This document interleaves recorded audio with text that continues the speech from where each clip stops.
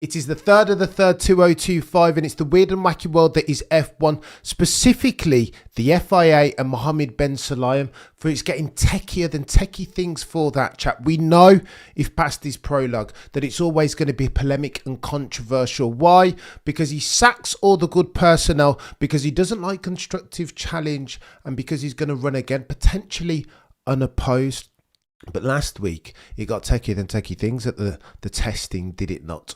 For the eager, for the keen and discerning-eyed amongst you, you would have seen that there was glass broken on the track in a live testing session. Formula One, the upper echelons of motorsport. What is that about? How does that even transpire? Broken glass in a live session. Oh no, that's not dangerous at all, is it? And then you got the second instance where, again, reminiscent of Jules Bianchi and the bloody tractor Suzuka that ultimately ended that chap's life. You had a bloody vehicle on track going the wrong way around the circuit. Oh, the humanity. I mean, what are we doing here, chap? This makes no sense. Remind me that this is Formula One, the premier motorsport formula in all of the world. And we've got those two instances. Who, I ask, as a non-rhetorical question, is responsible for that, if not the FIA, the regulatory body? Oh, and by the way, you have an audit committee responsible for ticking and crossing, checking the FIA's homework. 2 of the 4 members over the past few weeks have been disbanded, sacked. Again, remember, front and centre of the mind is that Mohammed bin Sulayem does not like challenge. He only likes yes men and women around him. He sacked a gazillion people. Shayla and Rao, Wittich et al. Rue Marquez now is the race director, and he has no experience. He instituted Rue Marquez to do F2 and F1, knowing all the world that the God tier one that was Charlie Whiting said that he didn't have bandwidth to do both. What are we doing? Billion-dollar sport in Formula One needs a regulatory body commensurate as far as its competence, lest we forget that the FIA's remit isn't to kiki in front of the cameras nor shake hands with the winning drivers. It is to institute for the rules in a way that's true and fair and representative, consistent across all related parties. And then, over the last few weeks, we hear that as far as the motorsport council members meeting, that Robin Reed and Dave Richards, they were declined entry for refusing to sign an NDA. What are we talking about here? How does this even make sense when an NDA already exists? Again, this is draconian measures from Mohammed bin Sulayem, doing as he wants to, running roughshod around on all of the political infrastructure necessary to institute the rules in a way which is true and fair. This is Mohammed bin Sulayem PLC now, and I think this poses a danger there for all of Formula One and the FIA. We know too that some of those teams and team principals don't want to deal with this dude. Asset value is too high for Formula One. What's that about? Self-sabotage, if ever I've seen it. What does that even concern Mohammed bin Sulayem, unless his mates over in Abu Dhabi and Bahrain harbour aspirations of one day acquiring the entity that is Formula One, and he, for them, wants to get a cheaper price. Let's talk about this council. So the World Motorsport Council makes key decisions.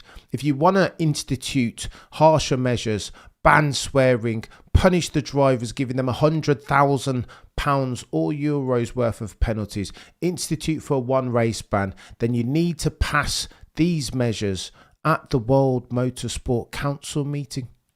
You can't impose on the members, therefore, these sudden impromptu NDAs, especially if already exist in their contracts, NDAs. And here is where it gets techie. If you want to pass anything, any amendment to the rules, the legislation, the sporting code of conduct, then you need that council meeting to be quorate. How can you pass those measures if the meeting then isn't quorate, if you don't have the requisite amount of members to pass anything? You could argue, therefore, if indeed Mohammed bin Sulayem at this latest World Motorsport Council meeting made any amendments, that those amendments are legitimate. Joe Saywood this morning reports that there has been talk about legal actions to curb what some believe to be excesses of the president. And again, if you need more exhibits, more case in points, you'll remember transparency, open and honesty. That was the Magna Carta modus operandi of the FIA. That's how Mohammed bin Sulayem got in to be the president of the FIA. Whatever happened to transparency? Gone. Secco faded to black. Whatever happened to consistency? Well, the FIA have been nothing but consistently inconsistent, for Pete's sake. All of the key members gone, all of the key personnel gone, the audit committee gone, new racing director, zero experience. What are we doing here? It makes no sense. Sustainability, again, on the Magna Carta of the FIA to institute for going forward as far as the medium to short term. Sustainability. Well, Mohammed bin Sulayem allegedly has been jet setting around on his private jet and indeed expensing the travel cost to who? The FIA. What happened to Fernando Alonso and his Aramco rear-winged Aston Martin getting reinstituted in the podium positions at Saudi Arabian Grand Prix 24 months ago? What happened to that investigation? Nowhere to be seen. Some say that this is just an F1 problem, that the FIA nail all of their regulatory responsibilities in their other formula. Take as an example the WRC. Well, not anymore, because the World Drivers' Alliance are rage against the machine now that their drivers are getting penalised for expletives. There was a chap, Adrian Formu, apologies if I butchered the enunciation, and he was fined 10k when he said that we as a team are fudging up in a press conference recently after the Swedish Grand Prix. Not on. Those rally drivers can't afford that. Yeah, Formula One drivers can because they're multimillionaires, but rally drivers cannot. The World Rally Drivers Association wrote a letter not dissimilar to the F1 GPDA, saying the lack of transparency only amplifies concerns and undermines confidence in the system. This is systemic now. Surely the negative impressions surrounding these penalties far outweigh the impact of any language lapse. Oh, and by the way, Joe Saywood writes that it would be remiss of us not to mention, the irony is not lost on us, that the Drive to Survive trailer had how many expletives in a 1 minute 48 second trailer recently? A lot of them. Joe Saywood, the legend that is, counts 4. What are we doing? If indeed you're going to promote F1 using expletives, then surely this isn't consistent nor transparent. You can't leverage Drive to Survive, which in turn weaponizes swearing, are seeing the drivers proper, no longer their sexy PR packages. If that's what we're doing over there, then how are we doing this over here? Fining drivers for being their true, authentic selves and swearing. This makes no sense, chat. Oh, and by the way, final topic on the docket. Susie Wolff, lest we forget, set to challenge one Mohammed bin Sulayem potentially in the elections this year, which will be held in December, to become the next FIA president. War Susie Wolff, let's go. I'm hoping desperately that she can make it, get the support requisite to become. However, you'll recall Mohammed bin Sulayem circa 12 months ago leveraged at Susie Wolff unsubstantiated and unfounded accusations based on one article written by a journal, if nothing, sketchy. Lest we forget that all journalistic publications are created equally, but some are created more equal than others.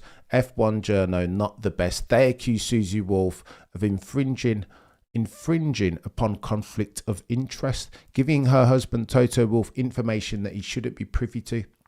Based upon those unfounded allegations written by a very sketchy F1 publication, Mohammed bin Sulayem said, we're going to investigate that. The team's rounding upon him with immediate effect and said, we do not support this action. That led to a criminal complaint lodged by Susie Wolff in the French courts. Some say that the only reason why Mohammed was so keen to push that through is because he for once had foresight and saw that Susie Wolff would be running for him in December of this year, meaning therefore he wanted to discredit her. It gets techier than techie things. Why would he do such a thing? I say this, that there's potential of more legal action around the way for Mohammed bin Sulayem, courtesy of some of his excesses, some of his proselytizing behaviour, and his overstepping at each and every single juncture. For FIA, for F1, and particularly Mohammed bin Sulayem, current president of the FIA, is going to get techie, legislative going forward, and I'm here for it. War Susie Wolff, let's go. What are we doing here?